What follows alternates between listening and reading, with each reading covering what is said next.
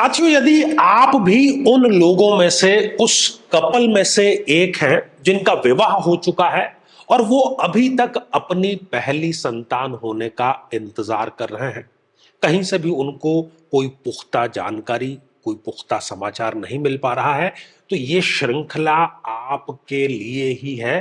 केवल अपनी जन्म पत्रिका जो कि शुद्ध बनी हुई हो, अपने समक्ष रख करके फिर ये कार्यक्रम, फिर ये एपिसोड देखें ताकि पूरी वैज्ञानिकता और सटीकता आपको समझ में आ जाए। आज इस एपिसोड में हम बात कर रहे हैं मिथुन लग्न की जन्म पत्रिका के बारे में, और ये स्त्री या पुरुष दोनों पर लागू है। आप पति पत्नी में से कोई भी हो सकते हैं। और अभी तक यदि आपने अपने लग्न से संबंधित एपिसोड नहीं देखा है तो यहां आई बटन में हमने आपको उसका लिंक प्रोवाइड करा दिया है, जाकर के जरूर देखें, समझें और जानें। तो साथियों, ये रही मिथुन लग्न की एक जन्म पत्रिका। 3 नंबर लग्न में लिखा हुआ है, 3 नंबर से ही जन्म पत्रिका का जो प्रारंभ है वो हो रहा है। साथियों, जब भी पहली संतान के बारे में हमें चर्चा करनी होती है, निर्णय करना होता है, विचार करना होता है, तो हम इस पंचम भाव पर दृष्टिपात करते हैं। ये पंचम भाव कारक है प्रथम संतान का। और यहां पर आप देखें तो 7 नंबर का अंक तुला राशि, इसका अर्थ यह हुआ कि प्रथम संतान प्रदाता इस जन्म पत्रिका में अगर कोई ग्रह है तो वो है शुक्र अर्थात वीनस।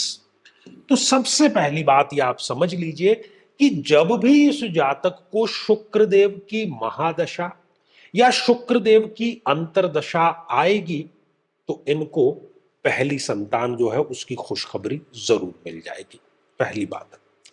लेकिन ठीक इसी अवस्था में हम देखें कि शुक्र कहीं त्रिक भावों में जाकर के बैठ जाए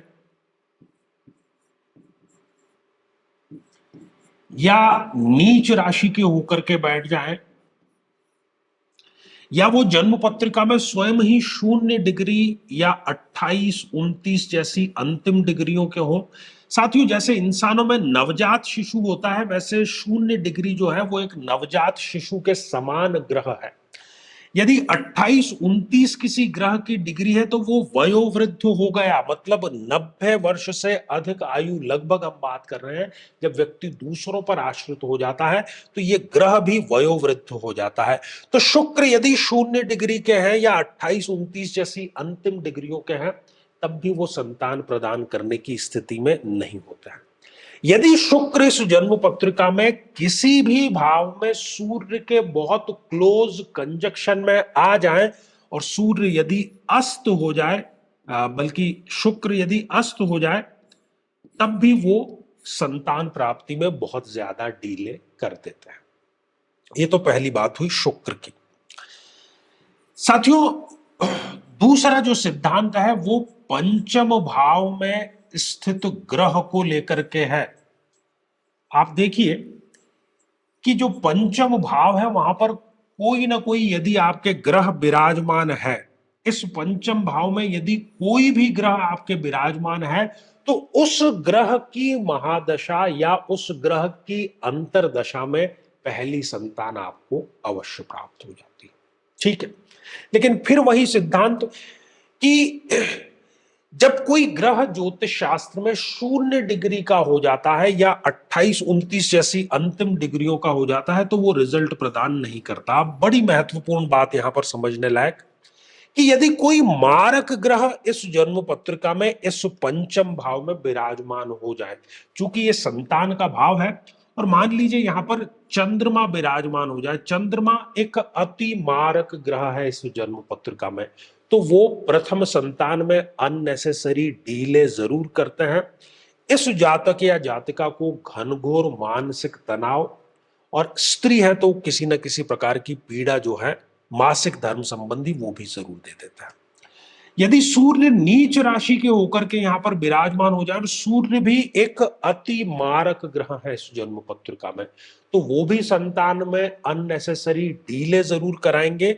इस जातक या जातिका को पेट और पाचन तंत्र से संबंधित कोई ना कोई गंभीर रोग जरूर दे देंगे। यदि इस जन्म पत्रिका में इस पंचम भाव में मंगल देव विराजमान है, जो कि एक अति मारक ग्रह है इस जन्म पत्रिका में, तो वो भी संतान प्राप्ति में अननेसेसरी डीले जरूर कराते हैं, और साथ ही रक्त संबंधी कोई विकार, मांसपेशियों संबंधी कोई ना कोई विकार जो है वो जरूर दे देता है। तो साथियों, ये सारी परिस्थितियां हैं जब मिथुन लग्न में हम देख पाते हैं कि प्रथम संतान जो है उसकी कब संभावना बनती है।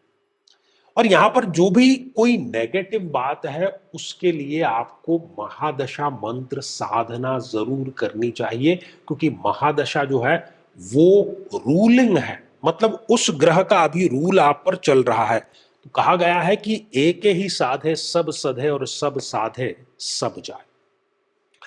साथियों, श्रृंखला ये हमारी आगे भी जारी रहेगी। यदि आप भी चाहते हैं कि आपकी कुंडली का सूक्ष्म और वैज्ञानिक विश्लेषण हो, तो आगामी समय में मैं स्वयं इन शहरों में उपस्थित रहूंगा। आप समय लेकर के मिल सकते हैं, या फिर टेलीफोनिक या वीडियो कॉल के माध्यम से भी आप जुड़ सकते हैं। और यदि आप चाहते हैं कि आपके किसी एक प्रश्न का निःशुल्क मार्गदर्शन किया जाए, जो कि हमारे इसी चैनल पर प्रति शनिवार दोपहर 3 बजे हम लेकर के आते हैं, लेकिन उसमें अपने कमेंट को शामिल कराने के लिए आप हमारे इस वीडियो को हाइप कीजिए और उसका जो स्क्रीनशॉट है वो दिए गए व्हाट्सएप नंबर पर भेज दीजिए। तो इसी मंगल कामना के साथ में कि आप सभी स्वस्थ, समृद्ध और शांतिपूर्वक जीवन व्यतीत करें। नमस्कार। साथियों, कई वर्षों के जन्म पत्र का अध्ययन और लाखों कुंडलियों के अध्ययन के बाद हम ये कह सकते हैं कि यदि किसी की जन्म पत्रिका में शनि पीड़ित है, तो उसको इस ग्रह की महादशा में इन 9 लक्षणों का, इन 9 कष्टों का, पीड़ाओं का अवश्य सामना करना पड़ता है। व्यक्ति कर्मचारियों, खासतौर पर 4th क्लास के एम्प्लॉइज से सदैव परेशान ही रहता है। अपने ही परिवार का विरोध हर बार उसको सहन करना पड़ता है। शरीर के जोड़ों में गठिया का रोग बहुत युवा अवस्था में ही घर कर जाता है। पूरी की पूरी ये दशा इनके लिए मृत्यु तुल्य कष्ट लेकर के आती है, और हर एक कार्य में इनके देरी अवश्य होती है। झूठे इल्जामों का इनको सामना करना पड़ता है। बदनामी के कारण इनका कई बार घर से निकलना दूभर हो जाता है, और किसी केस में तो जेल योग तक का इनके समीकरण जरूर बनता है। व्यक्ति कई बार आलस्य के चलते आवश्यक कार्य को भी टालता चला जाता है। लेकिन साथियों, यदि आप भी इन सभी कष्टों से स्थायी और सटीक मुक्ति प्राप्त करना चाहते हैं, तो उसका तरीका है इस ग्रह की महादशा मंत्र साधना दीक्षा, जो विशेष रूप से आपके नाम, आपकी जन्मतिथि के अकॉर्डिंग की जाएगी। और गुरु दीक्षा के माध्यम से अभिमंत्रित माला भी आपको प्रदान की जाएगी, ताकि न केवल ये सारे कष्ट दूर हों, बल्कि ये पूरी की पूरी महादशा आपके लिए शांतिदायक और सुख समृद्धिदायक साबित हो।